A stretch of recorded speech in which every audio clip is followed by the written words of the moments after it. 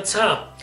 Today I want to talk about something that I've never talked about before, and I don't know what took me so long to come up with this topic to discuss it with you guys, because it's something that every single time I play an RPG or every single time that I investigate on an RPG that I want to play, that I want to buy, I always ask myself this question: how many party members am I going to have? How many allies this game is going to be with? And all those questions. And it's something that we automatically do every time we play a video game, and we sometimes, well, not sometimes, most of the time we automatically notice when we're playing a video game how many party members and what kind of party members am I going to have in this particular RPG. And this applies not only for JRPGs but also for all kinds of RPGs from everywhere around the world. It's just something that happens, and like an instinct we just think and do what we never talk about. And that's what I want to do today. How many party members and what kind of party members do I have, do I like to have in my RPGs? And the same question goes for you. So let's start with the first question. How many? Quantity. Well, that is a question that I'm going to have to answer, in my opinion, as usual. Let's focus on the three different subgenres that the RPG has: turn-based RPGs, action RPGs, and strategy RPGs. I know there's a bunch of them, but those are like subgenres of like roguelike RPGs and all that stuff. And well, in roguelike there's only one guy, so it's pointless. So let's talk about those three. Those are the three most popular, most used subgenres in RPGs in history. So turn-based. I know the ideal quantity, according to most people, to have in your party during battle are 3 guys.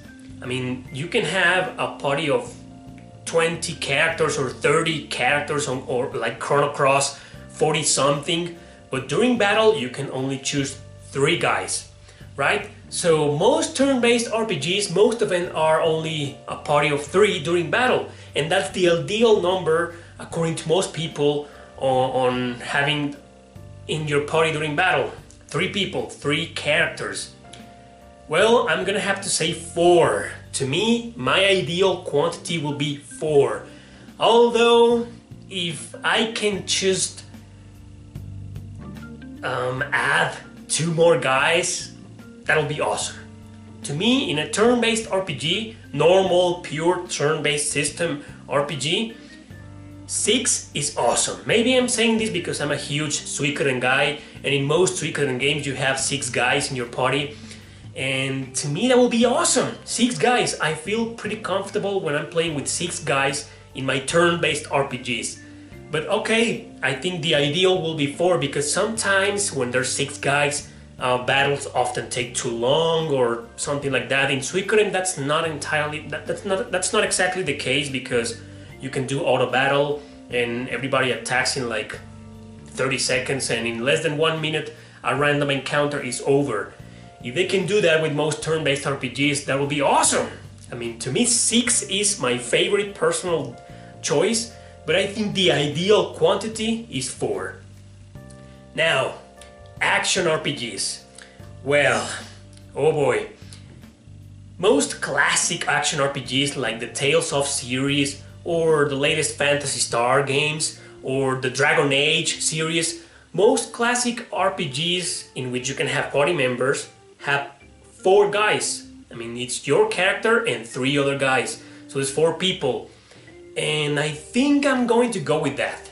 And I'm going to put a restriction in that, unlike the turn-based in which I chose 6, because I think when action RPGs have 6 characters, and there have been like The Last Story or Infinite on Discovery, not all the time, but in several missions of the games, of those 2 games, you have like 10 characters or 8 characters, and it's a huge mess. And I would rather leave those mechanics for games like Dynasty Warriors or just the Musou genre, in which you have tons of armies and platoons under your command. But when it comes to standard action RPGs like the Tales of or Nier or games like that, I think 4 is ideal. I'm fine with 4. I have played games with 3, like Nier, for example. With first Nier, most of the game you're just one guy, but eventually you get 2 more people, and there's 3 guys in the entire game. And okay, for an action RPG, that's cool.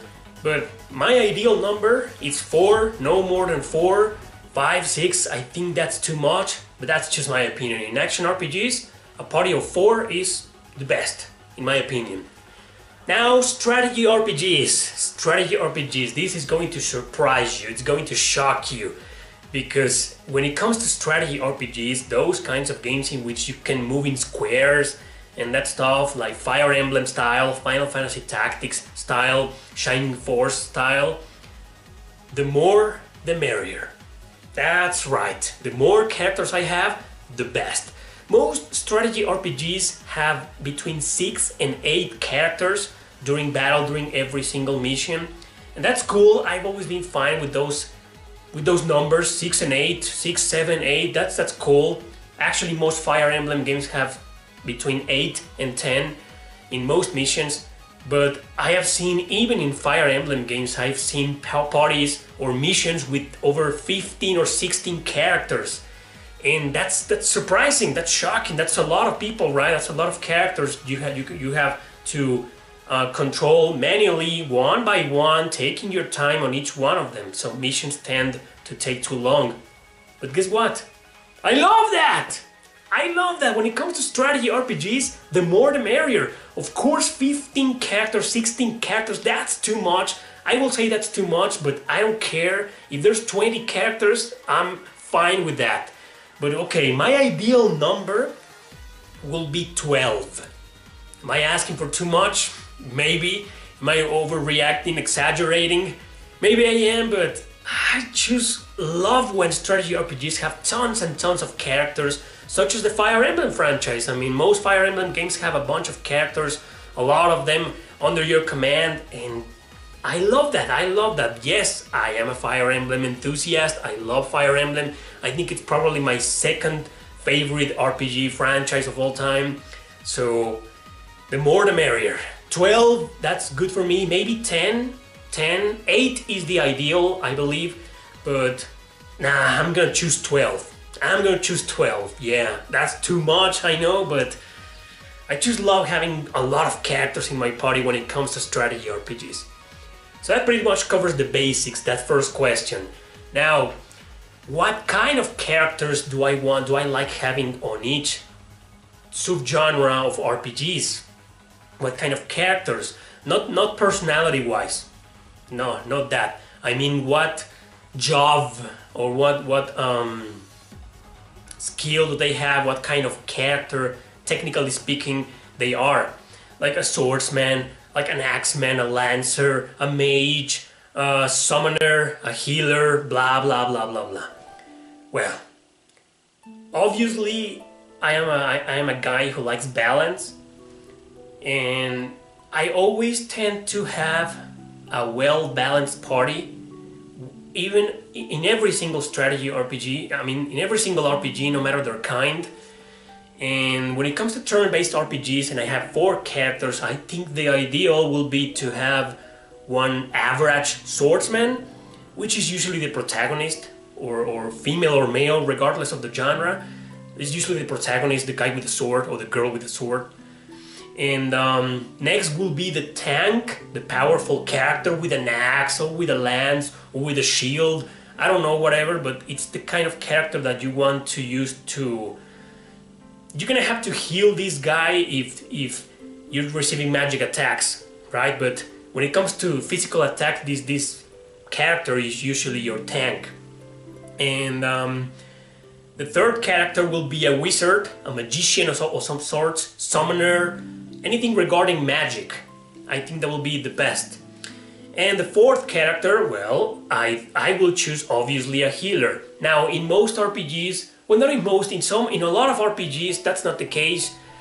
In some of them, there's not even one single healer or one single magician.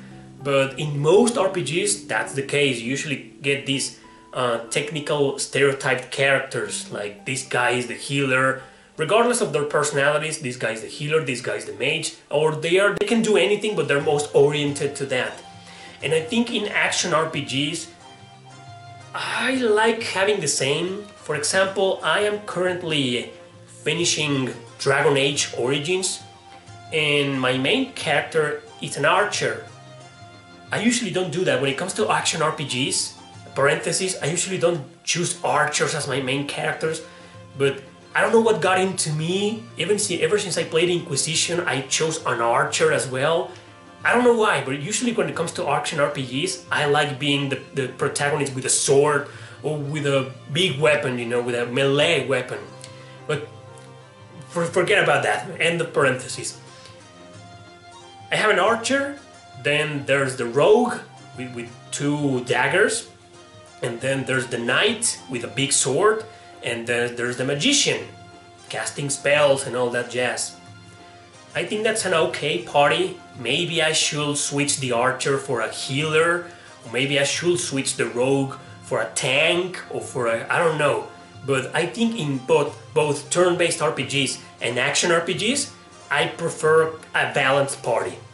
And it's pretty much the same in strategy, but since I chose 12 characters, okay, let's take Fire Emblem for example. I usually tend to have in Fire Emblem 2 healers and like 3 magicians, a huge variety of characters, lancers, knights, mounted units.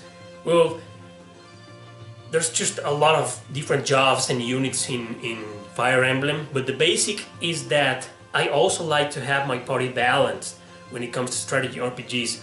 I like having 2 or 3, maybe 1 or 2 average characters, which are usually the protagonists, 2 or 3 tanks, 2 healers, or maybe a magician that focuses on magic, but that also can heal your characters, and that.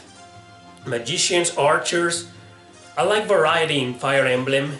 Maybe for some missions it's not ideal to have variety. Maybe you want as many assassins or thieves as possible, or as many mounted units as possible, which actually in a lot of missions in Fire Emblem, that's usually the case. In some missions you need as many mounted units as possible, and in some other missions, for example the desert missions, you want no mounted units whatsoever. You gotta adjust to that, you gotta adjust to the situation. But if I can have a huge variety in strategy RPGs of characters, like 1 or 2 of each kind, to me that works perfect. But of course, on turn-based RPGs, action RPGs, or strategy RPGs, like I said before, you need to in some missions or in some battles you need to adjust your party and just fit in what's best for you for that particular boss battle. For random encounters, it's usually not the case, but in boss battles, there's always this guy or this boss in which you need to have, I don't know, 2 healers in your party, or maybe not 1 single healer and 2 tanks, or 3 archers, or 3 thieves, or 3 mages, because the boss is weak to magic but is highly resistant to physical attacks. There's just a lot to talk about this topic, that this video could go on, but I think I pretty much covered the basics, my opinion on both questions, on what kind of characters do I like having in my party and how many. So the rest is up to you guys. Let me know in the comment section below how many characters you like having, what kind of characters, if you like a balanced party, or if you abuse certain types of characters or jobs and all that jazz. That's it guys. Thanks for watching, don't forget to subscribe and share this video with your friends. See you next time!